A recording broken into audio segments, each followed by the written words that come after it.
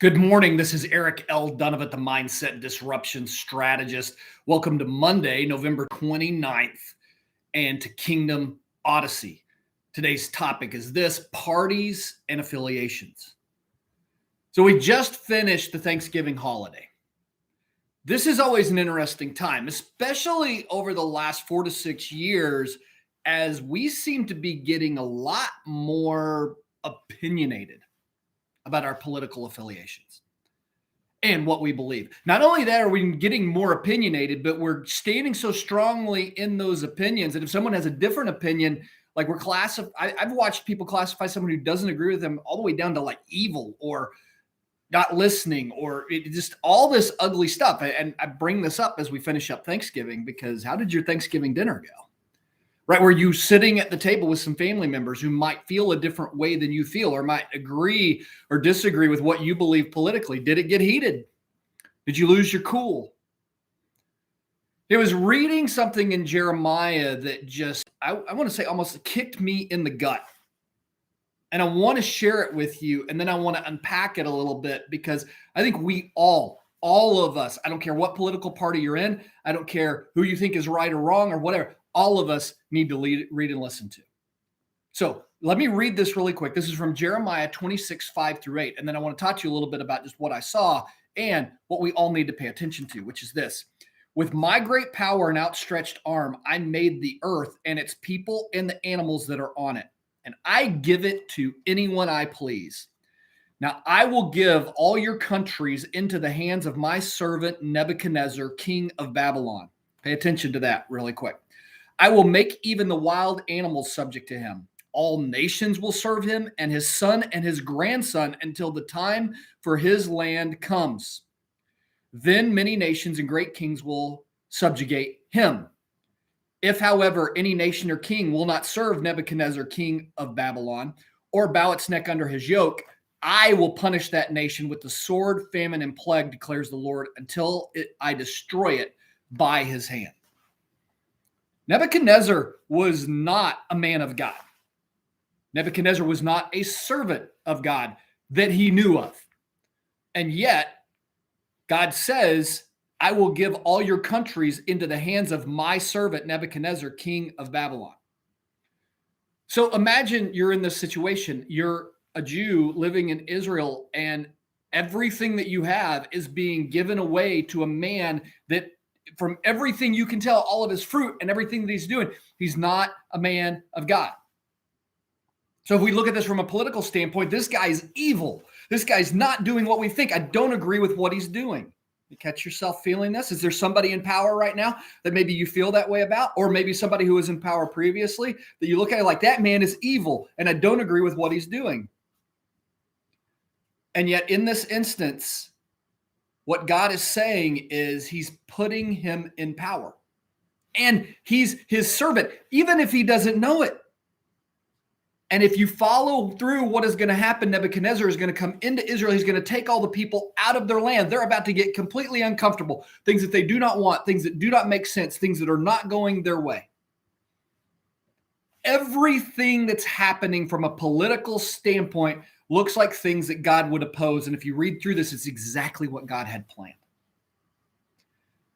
And this is where I started to get a kick in the gut, because I've got clients that I know, people that I know and love that are on both sides of the party, people who are very opinionated about both sides of the party, who have very, very strong opinions.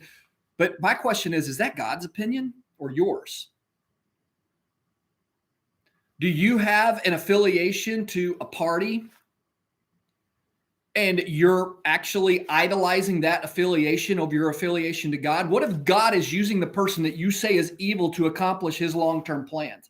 See, the thing that we often forget, we live with a lifetime mindset, and God's like, man, a lifetime, I'm thinking about eternity. And we get so caught up in our opinions and what we believe that we then begin to project onto other people, right? That person's evil. That this person who doesn't agree with me, they're wrong. And we miss God's greatest gift, which is relationship. And again, we just finished Thanksgiving. We're going deeper into the holidays. Are you going to let a temporary person put in power, a temporary situation, overcome relationship And have you really sat down and asked God, God, is this inside of your plans? Is this what you're doing? Because when the Israelites were carried off into exile, it was absolutely part of what God was doing. It lasted for much longer than anybody thought it would last. I mean, when you look in Jeremiah 29, it talks about you're going to be here for 70 years before anyone goes back home. If it was 70 more years from today, I wouldn't see the end of it. Yet we'd sit so strong in our opinion. What if what is going on right now is exactly what God had planned? And rather than standing on our high horse and screaming at everyone who's wrong, what we need to do is be in God's word and simply ask him the question, God, what are you doing and how do you need me to get involved? What are you doing and where do I need to be engaged? And that's not easy. It's one of the reasons I don't watch the news anymore. It's one of the reasons I don't look at a whole lot of political things anymore. Because what I found is everything I need to know about what God's doing is in his word. But it's not found on Fox News or CNN or any other place that you choose to get your source. They're not God.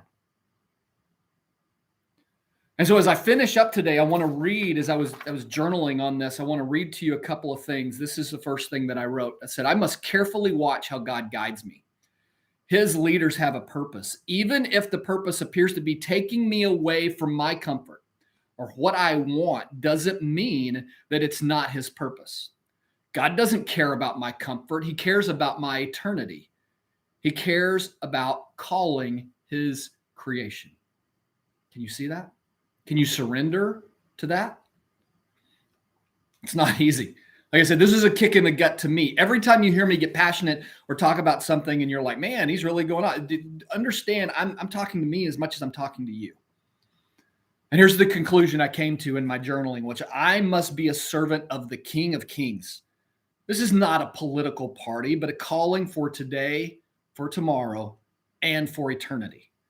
I must stop putting my political opinion on those God puts in leadership. I'm not God. Who God appoints to lead is done with a greater perspective than any mortal can comprehend, and we potentially oppose God when we forget this.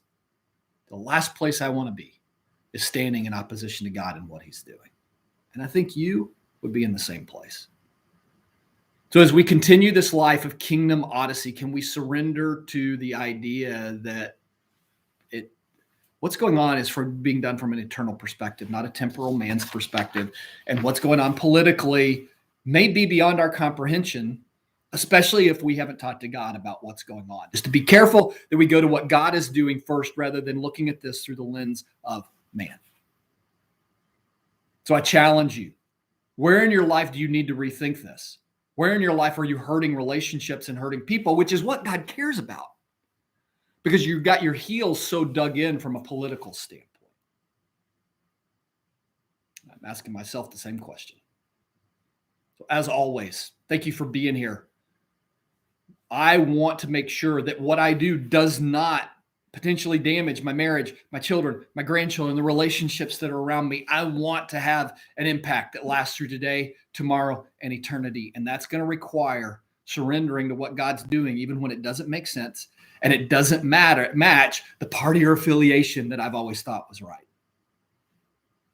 Maybe God's got something else planned, and we simply need to tune in to what he's doing. God bless you. Have a great day.